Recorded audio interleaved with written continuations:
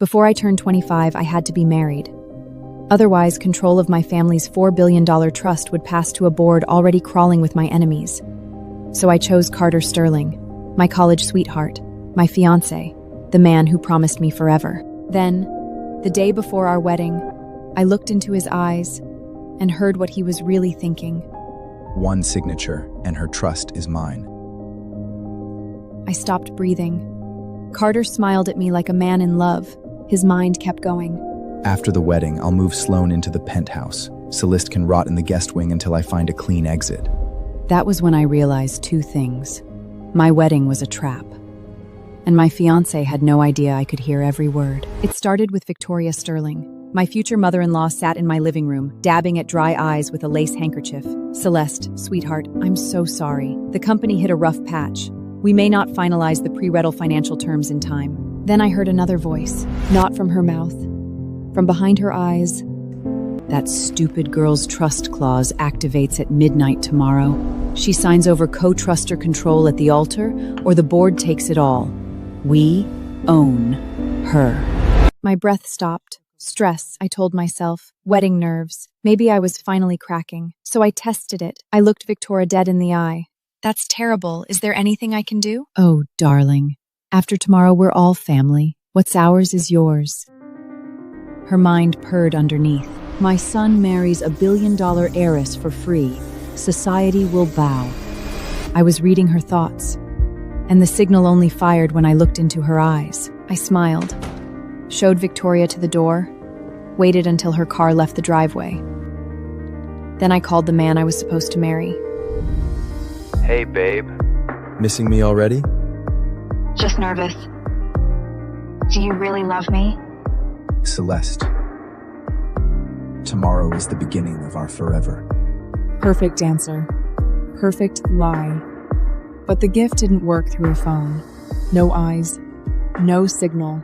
So I said, "Come over. I need to see you." Carter came in 20 minutes. Lilies in hand, collar open, smile soft enough to ruin a smarter woman. Carter Sterling had chased me for 3 years in college. He remembered my coffee order, my favorite composer, the exact color of the dress I wore the night we met.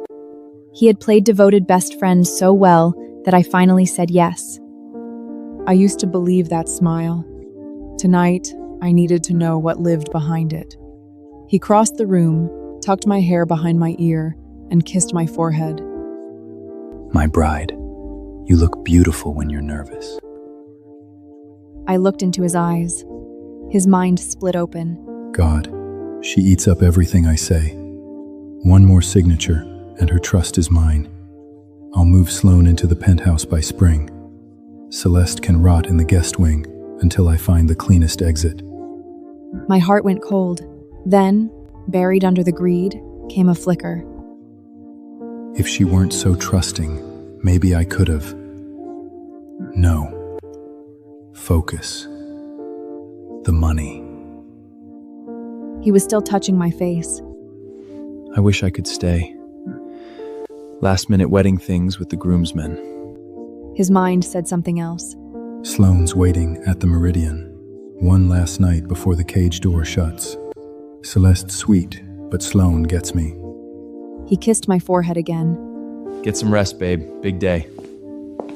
The door clicked shut. For a long time, I stood in the hallway and remembered his proposal.